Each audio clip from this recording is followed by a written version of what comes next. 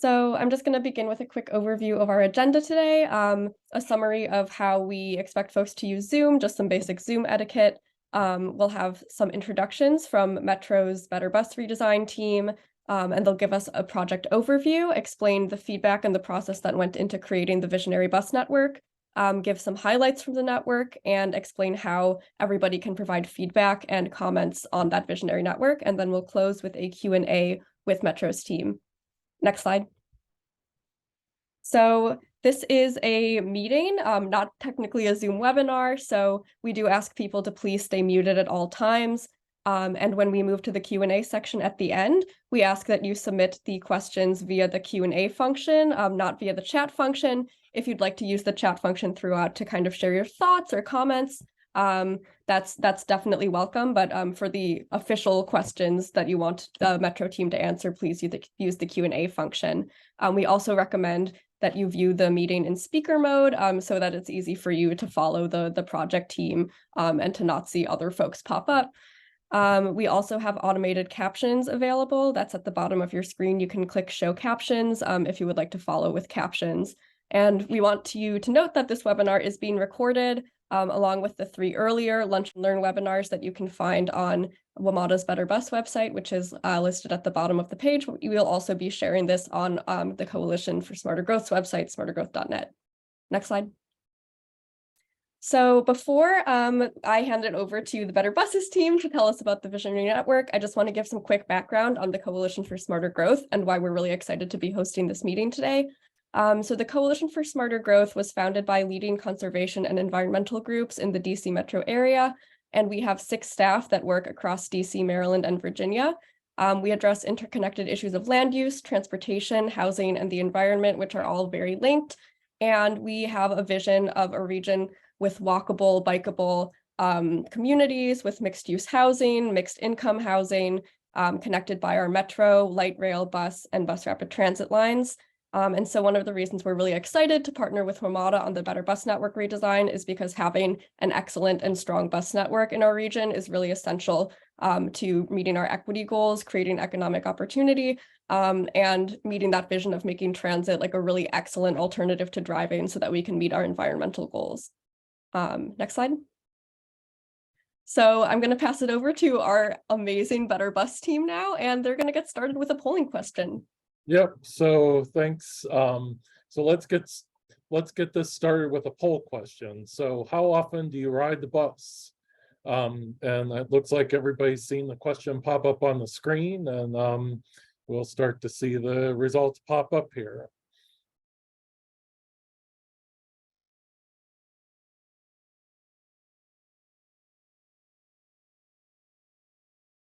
So it looks like a pretty good spread here with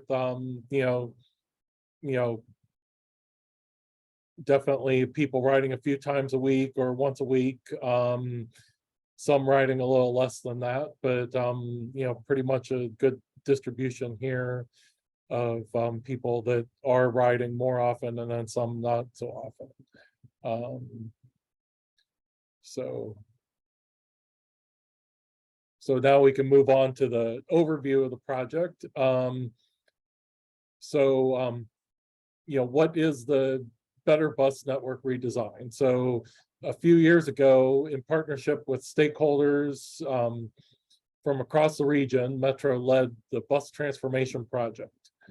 Our network redesign project is an effort that came from that work and is focused on ways to rethink, redesign, and revitalize bus service.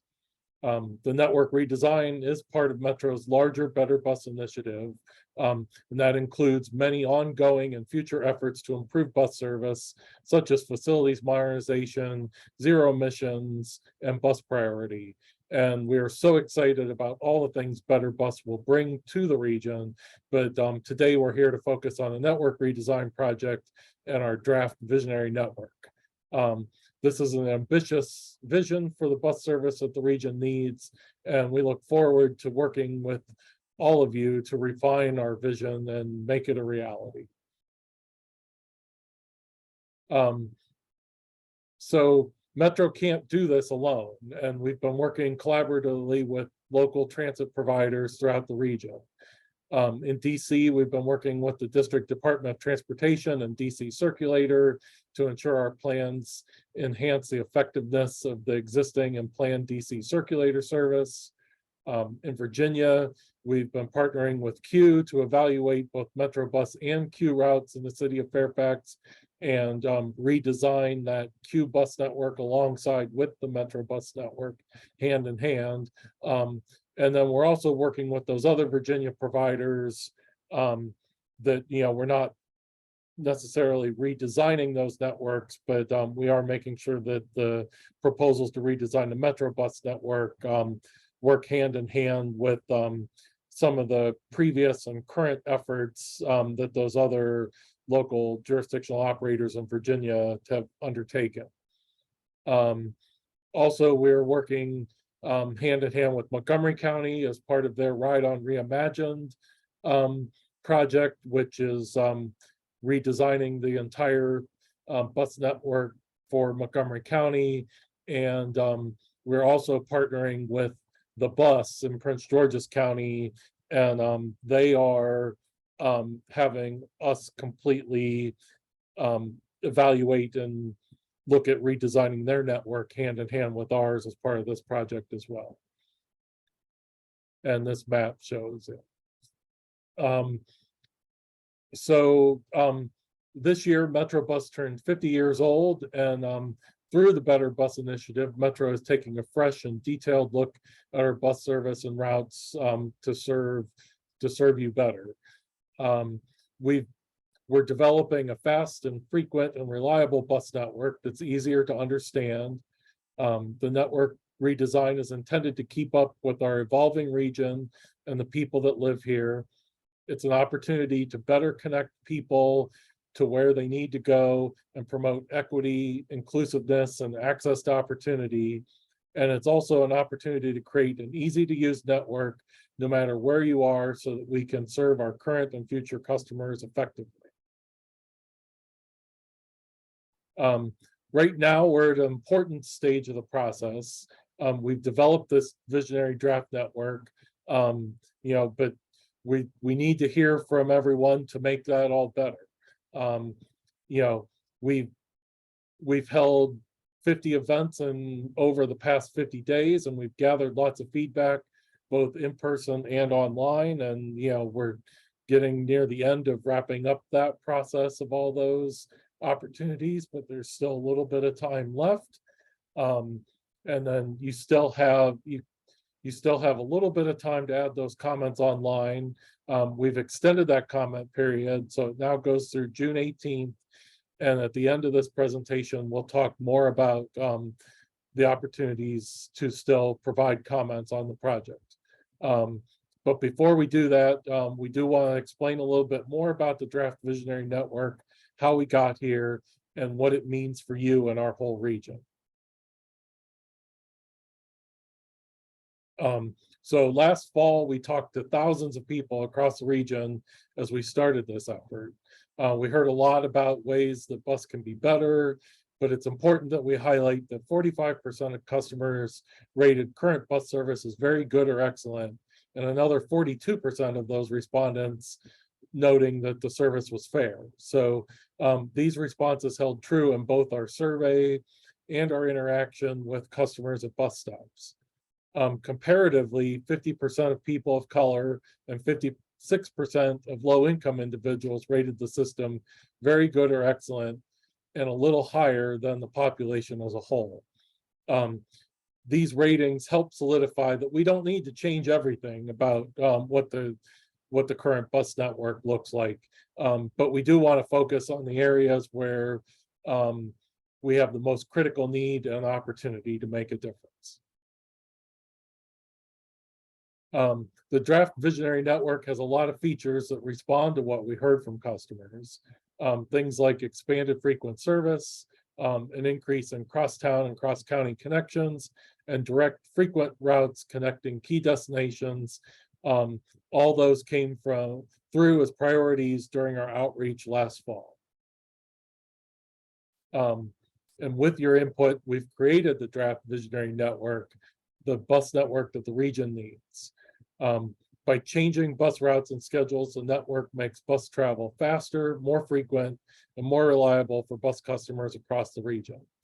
The draft visionary network includes an expanded frequent service network and more service all day and all week.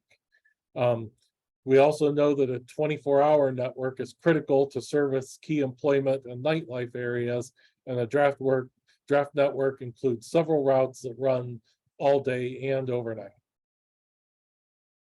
The draft visionary network also includes many new crosstown connections and improved connectivity, including new connection from Farragut, Georgetown, and Arlington to the Seven Corners Transit Center.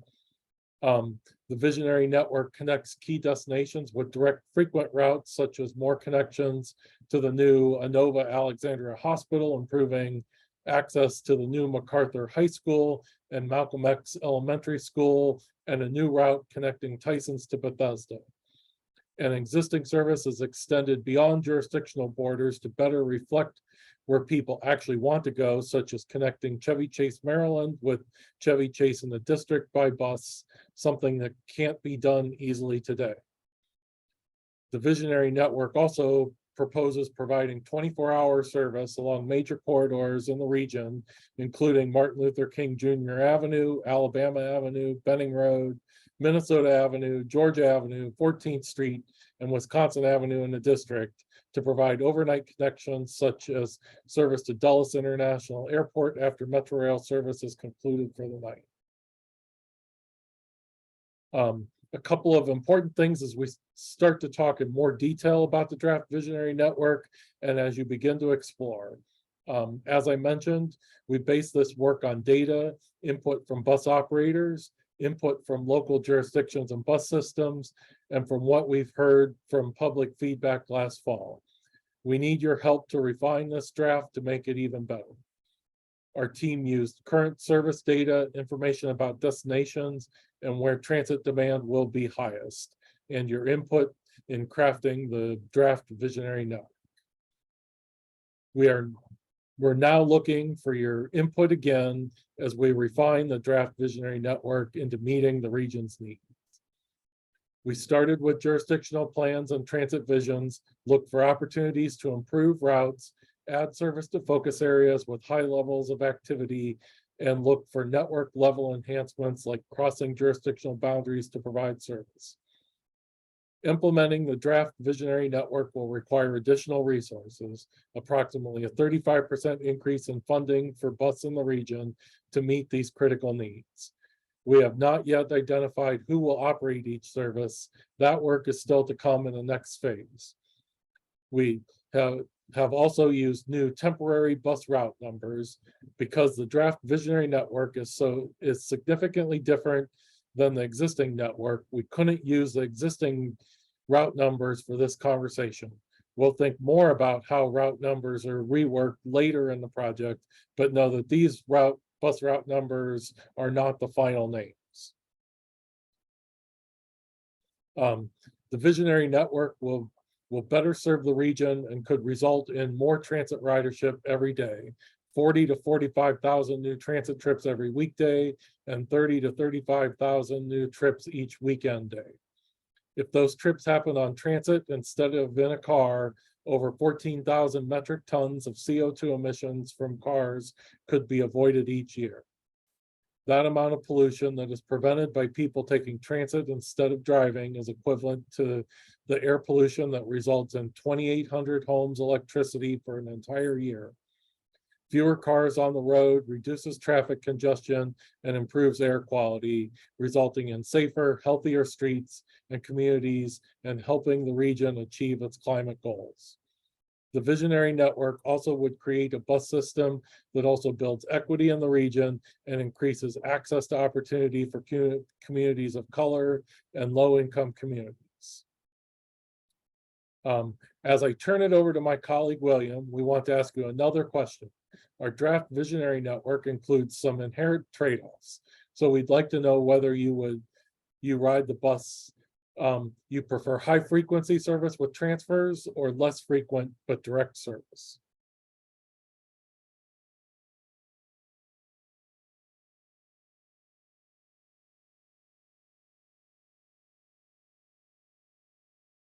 And it, it looks like there's still a few more people answering. It looks like it looks like we've got a little bit more of a preference for higher frequency service with transfers, but still, a significant number of people that also value that less frequent but direct service. So still a balance of both. We'll go ahead and now William is going to provide some examples of what the draft visionary network would mean to the region. Thanks, Alan. Good afternoon. Now let's dive a little deeper into some examples of what the draft visionary network would mean for the region. Also, as a reminder, don't forget that you can add your questions to the Q&A at any time. Our Q&A session is coming up shortly after we conclude this presentation. So a major benefit of the draft visionary network is that it provides more high frequency service to more people at more times of the day. That means more weekend service. Across the region, significantly more people will have high frequency service on the weekends than they do now. It also means more midday service, with more than 400,000 people gaining access to high frequency service in the middle of the day. The draft visionary network also includes an increase in the number of routes with 12-minute or better frequency all day, a dramatic increase in the number of routes in the medium frequency category, which is the dark blue routes, if you're looking at the map on the right-hand side of the screen, between frequencies between 12 and 20 minutes all day. In the district, 92% more routes will operate with 12-minute frequencies or better, and even more than that currently would be operating within a 12 to 20-minute frequency. The map on the screen shows an overview of the existing and proposed service within wards 7 and 8 in the district and portions of Prince George's County centered along East Capitol Street and the Central Avenue corridor. Later in this presentation, I'll walk you through the ways to explore in detail any area of the visionary network you're interested in. The visionary network is designed to provide service to people where and when they need it. This means providing all-day service and weekend service across the region so that people can rely on buses to make the trips they need to make every day. What we're looking at is providing access to, particularly with the proposal of having 24-hour service, that would mean 1.1 million residents across the region would have an opportunity to have 24-hour bus service. As we mentioned, having better connections to hospitals and schools and employment throughout the region is one of the things that we focused on as part of this effort. And with the draft visionary network, we're seeing that 99% of the region's residents will have access as they currently do. They will continue to have access as a part of this draft visionary network. One great example on the screen, as you see, is along the Bladensburg Road corridor in Northeast DC. The map shows the existing Metro bus service in the corridor, where our Route B2 currently provides service between Anacostia Station and Mount Rainier in Maryland. As you can see on the next map, the visionary network will extend this route to the West Hyattsville Metro Station with high frequency service every 12 minutes or better, all day, every day of the week. The visionary network also seeks to improve access for people, allowing them to reach opportunities and amenities that are essential in their daily lives.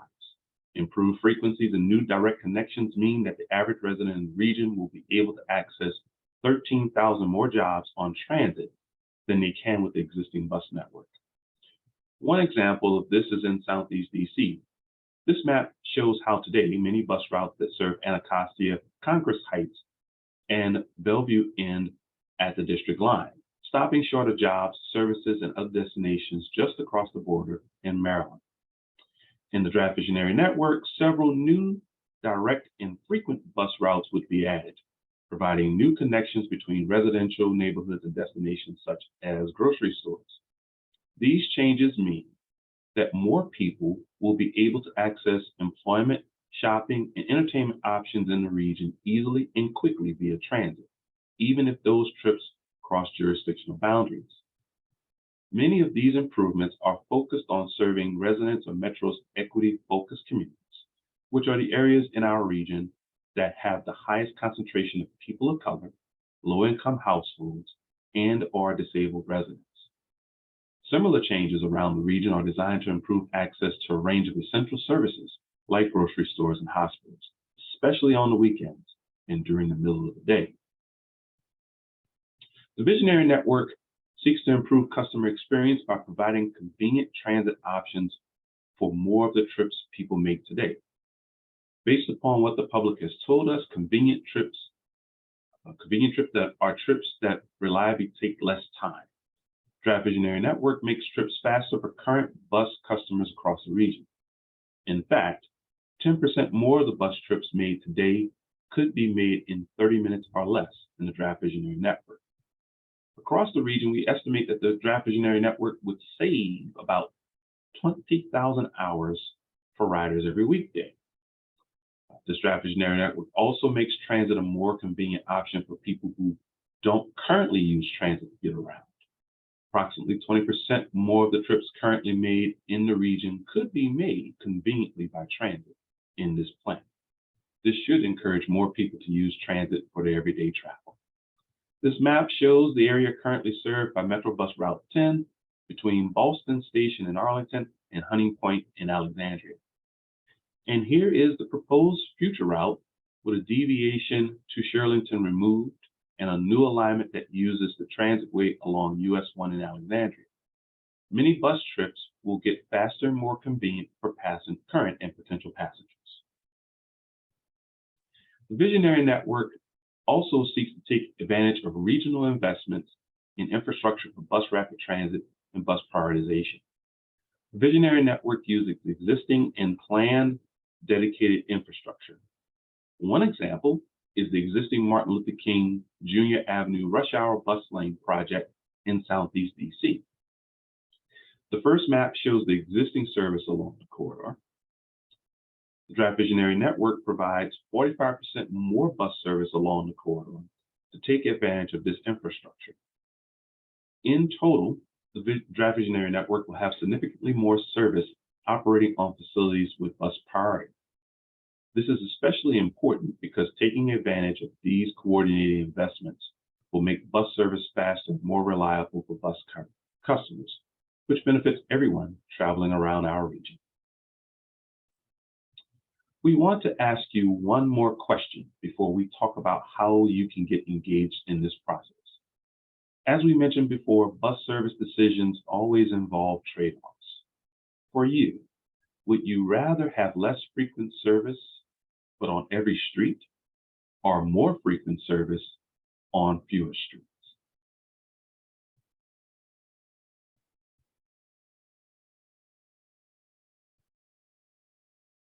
Okay, we're almost there. Continue to put in your responses.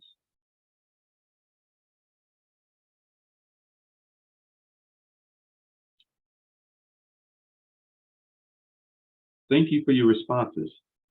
We see an overwhelming response to this question, having more frequent bus service on fewer streets.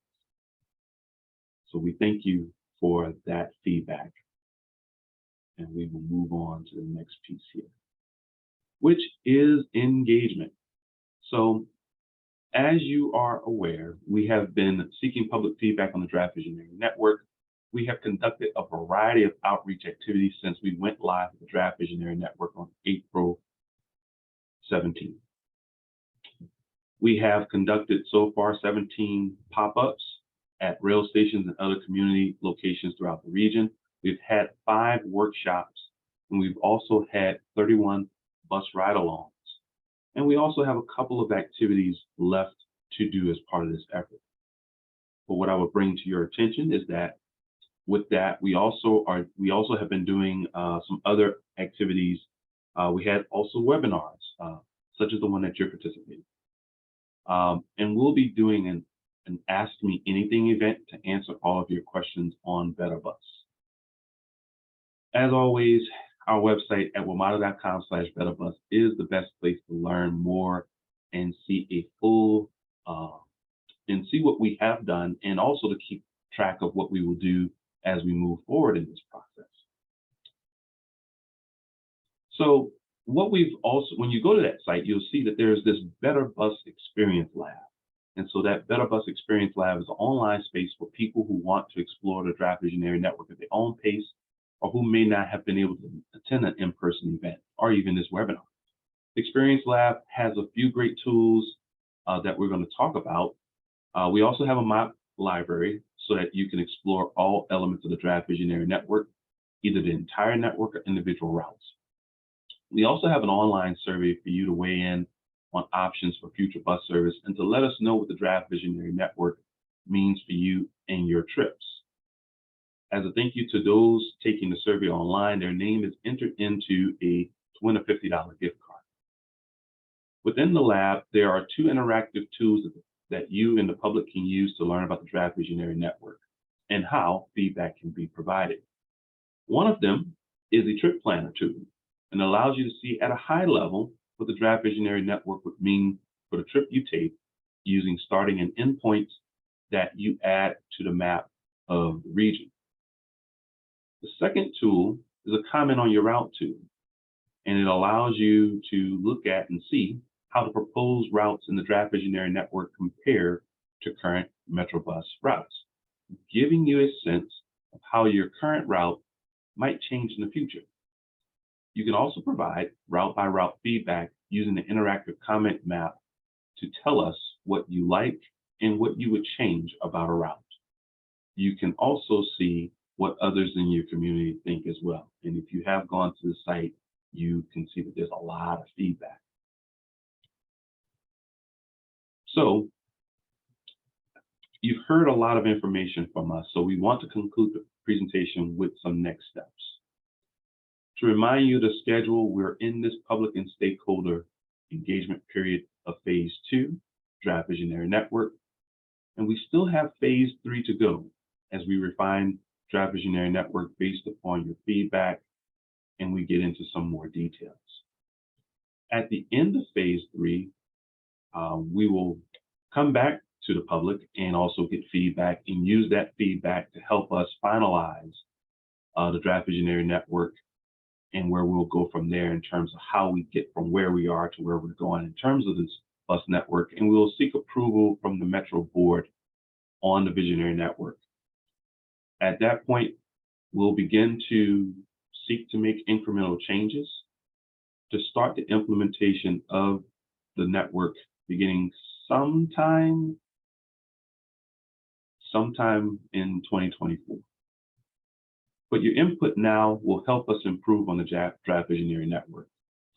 We still plan to make adjustments in where routes would go, when service would operate, and how often buses will run, based upon what we hear from this group and the public across the region.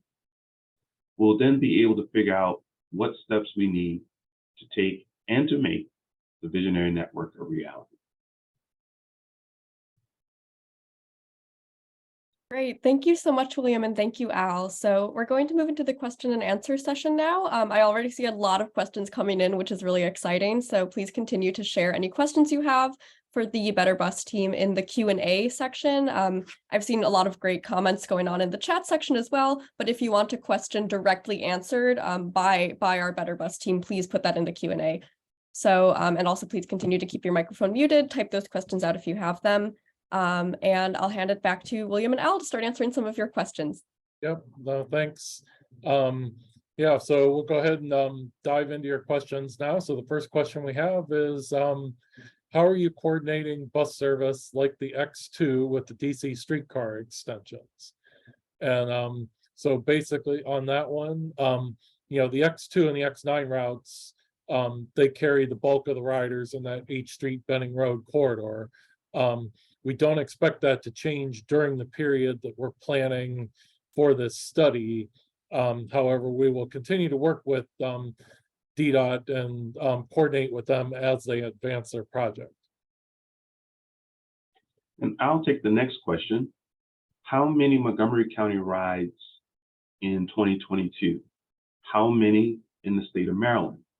How many during the pandemic and before the pandemic?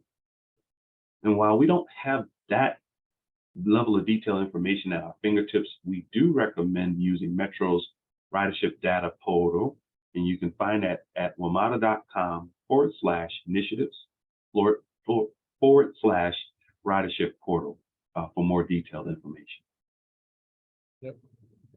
And then our next question is, why can't BRT be built in stages where we build the special bus stop areas and make it more express so that it stops 10 times instead of 30? And we agree, and this is what we're doing in conjunction with our jurisdictional partners. As part of the next phase of the project, we'll be including bus stop consolidation as part of the network. We are also expanding transit signal priority, queue jump, red bus lanes, and automated enforcements, which are all elements that move us closer to that full BRT. All right, I'll take the next one. And the question starts off with a statement. I may be jumping the gun, but how is this going to be paid for? I ride the bus in an affluent neighborhood and I see on average 1 to 2 to 3 passengers not paying. With millions lost to fare evasion and lost property tax revenue, putting the free bus option in jeopardy, how is all of this expected to be paid for? Our initial focus is on what bus services do our riders in the region need, and to build a case for maintaining and enhancing bus. Our visionary network would require a significant increase in resources to implement fully. This will provide our roadmap over the next few years. In the next phase of this study, we will develop a year one network that we can implement in the shorter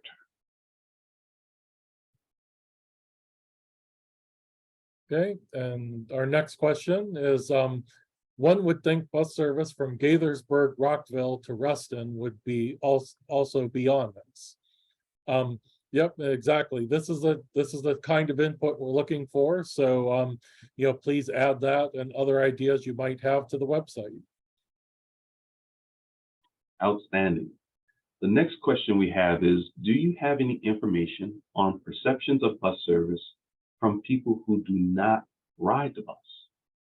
If we want people to get out of their cars and ride the bus, we need to reach those who do not currently use the bus with information about the new improved system.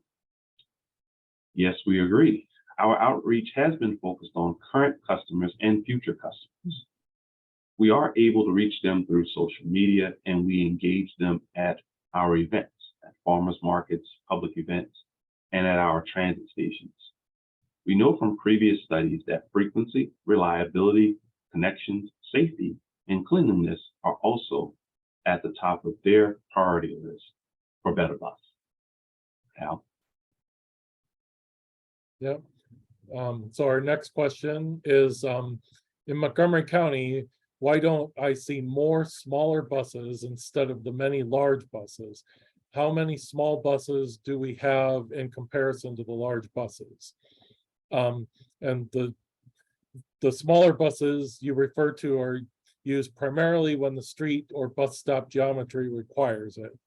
As part of the network redesign, we will look where possible to be operated by either size bus to allow for more operational flexibility and improved reliability. And I'll take the next one. Would you be able to share the slides? I'd like to share with my town. This and other webinars that were focused on Maryland, Virginia, and the district specifically are available on our website at wamata.com/betterbus. Yep. And our next question, as an interconnected region, it seems important that each of our bus plans throughout the DMV are closely connected. Do you know what the timeline will be for the Ride on Reimagined work? are WMATA and Ride-On working together during this Better Bus process, even though the Ride-On work seems to be moving more slowly? And yes, we are working hand in hand with Ride-On on the Ride-On Reimagined study, just as we did with Dash and the Alexandria Transit Vision Plan before the pandemic. We're also redesigning the bus in Prince George's County and Q in the city of Fairfax as part of this project. And all the other jurisdictions within the Metro Compact are actively engaged in this effort.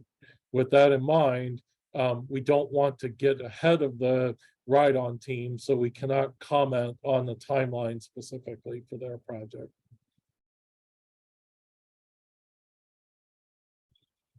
Okay, I'll take the next question. Bus usage will not increase if focus is solely on areas that are low income. What is the plan to get those who can afford to drive to leave their cars and take the bus? Well, we believe that if you look at the full network, buses will serve the region extremely well. The focus on frequent, all-day, all-week service not only supports the region's most vulnerable residents, but it provides the needed connections and service that residents across the region deserve. It also should be noted that lower income riders travel throughout the region to reach jobs, schools, so improving bus service regionally helps mobility for all. Okay, and our next question is, what street infrastructure considerations were made when picking these bus routes? Are you prioritizing routes that travel on corridors where jurisdictions are planning on installing BRT lanes, DC and on Georgia Avenue and Fairfax County on Route 7? We are constantly working with the jurisdictional partners to prioritize buses. We use their current and planned priority corridors as input to this network. Once we have a final network, we can use that information to roll out more red paint across the region. Okay, I'll take the next question. Dedicated bus lanes are often abused by drivers. What enforcement plans are there to ensure these bus lanes actually are allowed to work? In April, we announced a Clear Lanes partnership with the district. Clear Lanes is an automated camera enforcement program, and it will be rolling out across red lanes this summer. It will also enforce bus stops along those routes. Okay, and our next question is, you may have said this, but how were rider numbers factored into the revising of routes? Did you also factor in that infrequent service on routes may have influenced existing rider numbers? Kind of a chicken and egg issue. And you know, we have three main pieces of data that inform this network. What we heard from the public in last fall's survey about priorities, existing service, including ridership, efficiency, and directness of service, as well as cell phone data. This shows all trips in the region, which help us understand connections that lots of people are making that we could serve better or at all. Okay, I'll take the next question. What efforts will be made to align schedules so that transfers are actually efficient and practical? This is a very important question. Having bus service operate more frequently will reduce the impact of just missing a transfer connection. As we reschedule the network, we will look to see what we can do to improve transfers, especially at lower major transit hubs during lower frequency hours, such as during the overnight.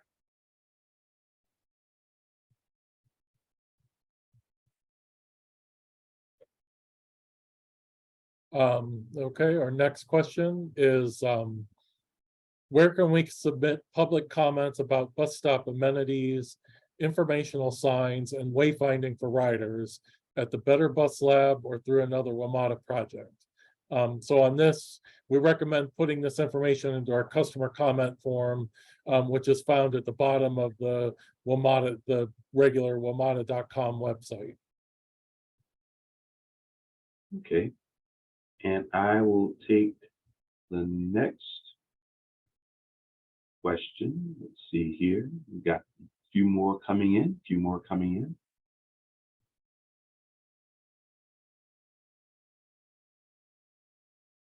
Okay.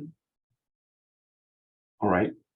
Can you talk a bit about your findings regarding how the Visionary Network explored cross-jurisdiction routes, such as PG to Fairfax County or Montgomery County to Tysons?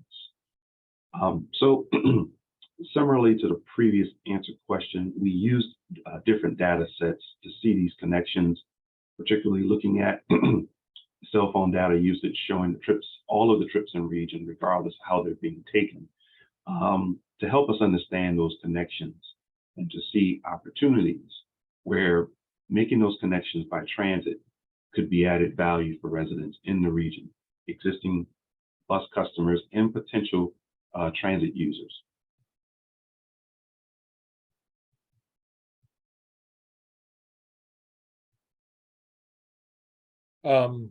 Yep, so our next question is, are you holding any outreach events in Spanish by chance?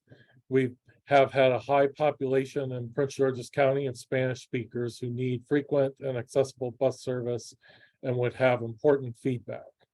And at each of our pop-up and workshop events, we've had a minimum of one Spanish speaker and more in areas that we know have large Spanish speaking populations, to ensure that we're able to engage people in the language that they're most comfortable with. So far, about 20% of the over 18,000 interactions we've had at our in-person events have been in a language other than English. Many of these were in Spanish.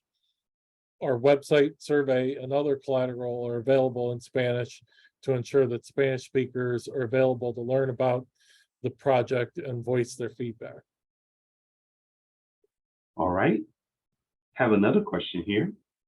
In addition to looking at access to K through 12 schools, have you looked at the impact of proposed changes on providing improved access to early child care centers?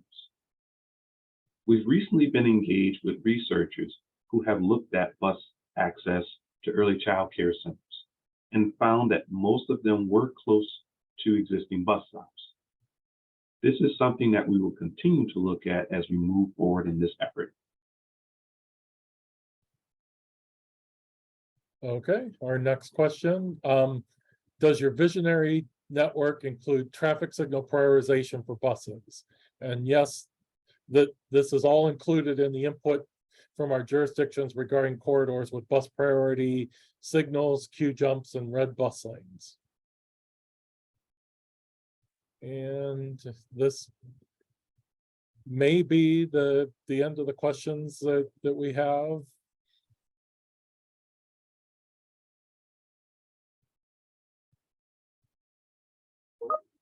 Thank you, Ellen William. Yeah, so if anyone has any additional questions, please continue to share those in the Q&A section. We still have some time if people are wondering anything else about the Better Bus Network. Well, we have this amazing team here to answer those questions for us. Yep, and I think we have a few more coming, so.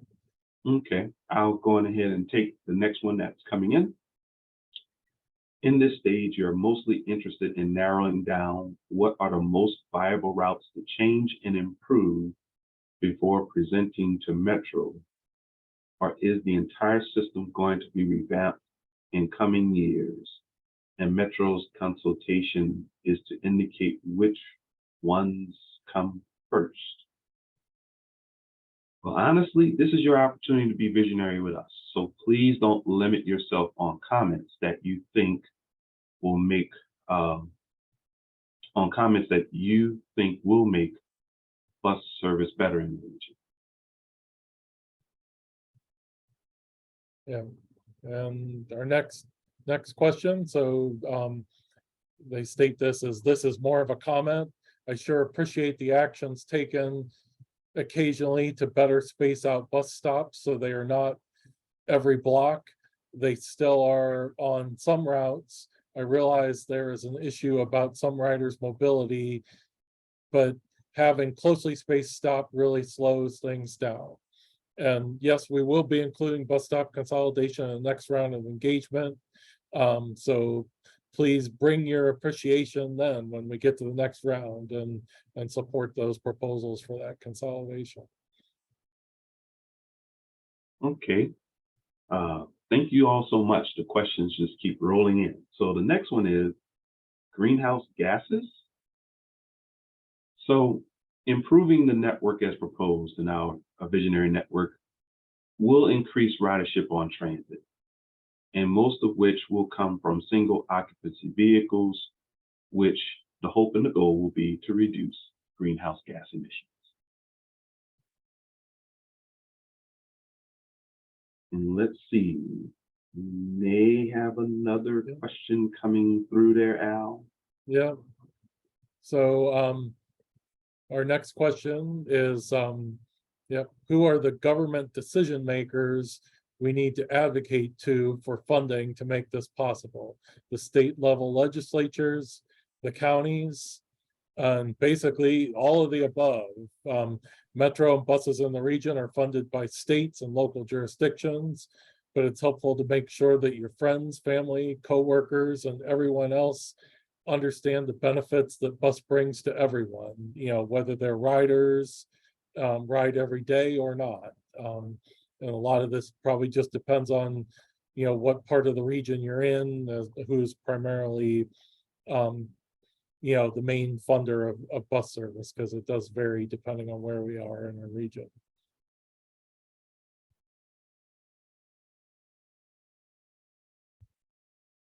Let's see. All right, we're waiting to see if there's another question coming in.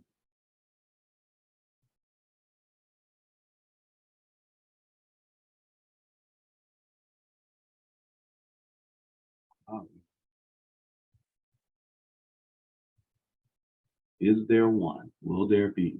Will there be another? Ah, yes, there is. Thank you. So the question is as follows. Transfers are key to the new network. Is there any technology solution that could help operators wait for other buses that may be running a couple of minutes behind the schedule? Will transfer stations allow for two buses stopping at the same time? So these types of technologies are where we see innovation opportunities. This is also an opportunity for what we call headway management, which essentially allows us to make sure that the buses are spaced appropriately and making those connections with operators space on buses spaced between themselves as the bus moves ahead. If there's that time between them, making sure that they're evenly spaced apart and evenly timed apart, so that to eliminate some bunching. I would also say that as we go through this process and we get to the place of working through implementation, definitely these, the question that you brought up will be definitely taken into account in how we schedule services, so those connections can be made within a reasonable time frame, especially at metro rail stations and transit centers throughout the region.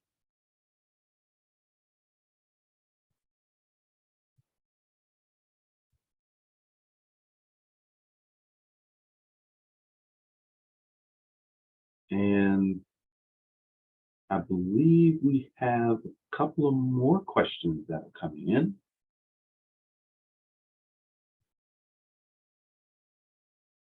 Yeah. Yeah. Okay, our next question. In Tenleytown, DDOT is doing a station access study, and the space for buses, WMATA among others, is a big part of the study, but also a big part of the challenge when it comes to redesigning the space to be pedestrian friendly. The first draft of the study proposes extending all of the 30s Wisconsin Avenue to buses to Bethesda, which will free up space at Friendship Heights bus depot. If WMATA would take advantage of this space at Friendship Heights to extend the WMATA bus routes that terminate at Tenleytown to Friendship Heights, it would connect these routes to a major bus hub, but also enable some of the needed design flexibility at Tenleytown Station. Basically, our visionary network was designed to reflect where the customers need to go. In our next phase, we will look to balance out the capacities at the terminals to make sure that it's operational. Outstanding. We have another question here, and it says, safe ped bike access to bus stops is a serious problem in many parts of the region. As part of the Better Bus Initiative, will WMATA advocate the need for improvements to local and especially state governments? And the answer to that is yes. We work closely with and will continue to advocate for better bus stops and improved access to them. Yep. And our next question, has WMATA reached out to Shuttle UM here at the University of Maryland College Park to coordinate or collaborate so far for their input on frequently requested route stops? And yes, we have been meeting and coordinating with many service providers through the region. We'll continue to coordinate with them as we refine the network after our first round of public input. Yeah, that's a very good question. Very good question. The next one, can steps like lane priority be employed to allow buses to escape the Sarbanes Transit Center in Silver Spring quickly? So the focus of this network redesign has been to look at the overall route network, but the overall Better Bus project will look at improving transit centers throughout the region, as well as bus priority. The Sarbanes Transit Center in Silver Spring has been impacted by Purple Line construction, but we will continue to look at ways to improve the operations there.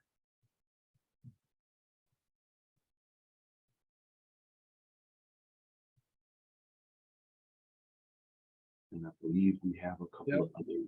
And our next question is also, when it comes to the line down to Waldorf, are there any talks with the people in Charles County about working on their bus network to improve transit ridership down there?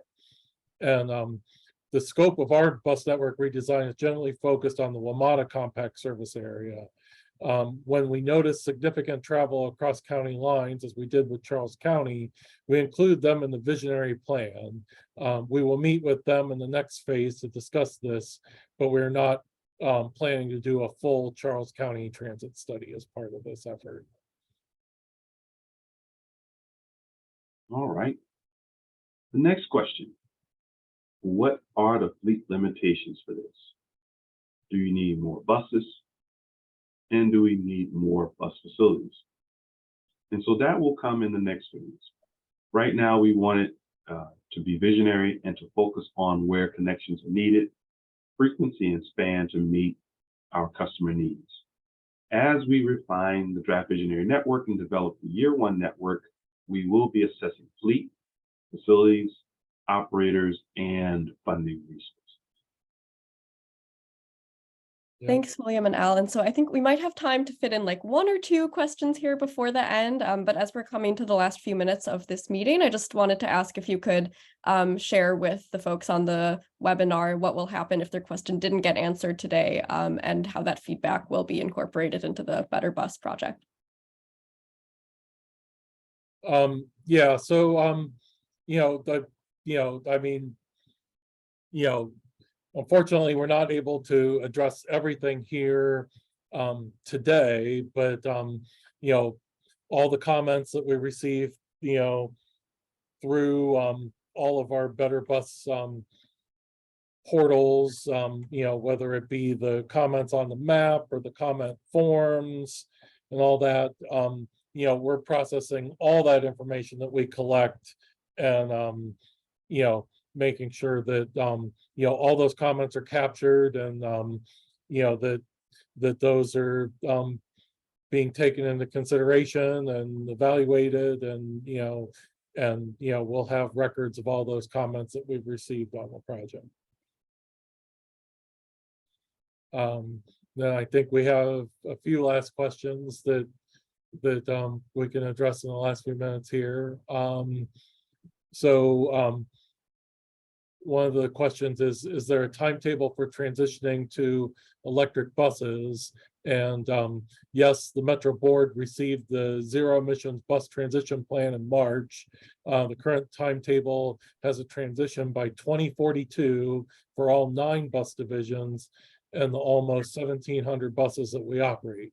We want to again highlight that the most environmentally friendly thing we can do is operate frequent, reliable service that gets more people out of their cars today. Just getting people on the bus, regardless of how that bus is powered, does more for the environment than any sort of technology of how the bus is powered. And we have one more question here. And we want to thank you so much for the opportunity to share with you on this afternoon. We thank you for the questions that you provided us, and we hope that you have found this feedback helpful from us. So the last question is, does this network vision include the necessary workforce improvements for deployment? Transit operators are struggling to keep current service with the bus operator shortage. Absolutely.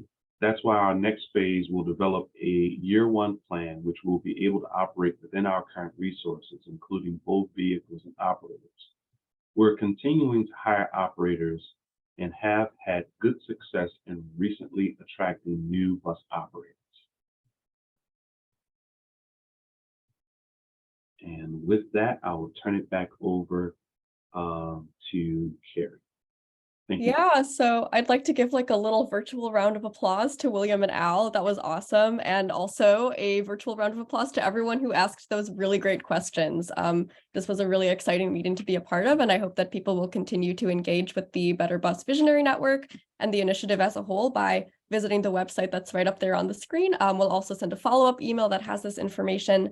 But as was shared earlier, the deadline has been extended through June 18th to provide feedback. So please continue to share your comments and your questions on that website. And thank you all so much for being here with us today. Can I ask one more question? Will you allow me to ask a question? William and Al. I think we're out of time for today. It's a short question and the answer could be short. Why should we be agnostic about who operates the buses in our region? I think that ties into the environmental question as well. I mean, just getting people on the bus is the best thing that we can do for the community, and who's ever able to operate that bus and provide the service. I think it's all a good thing, and we just coordinate our networks and make sure they all run together. All right, thanks, Al, and thanks everyone. We're gonna close this out in a minute, but thank you so much for being part of this, and have a good rest of your day.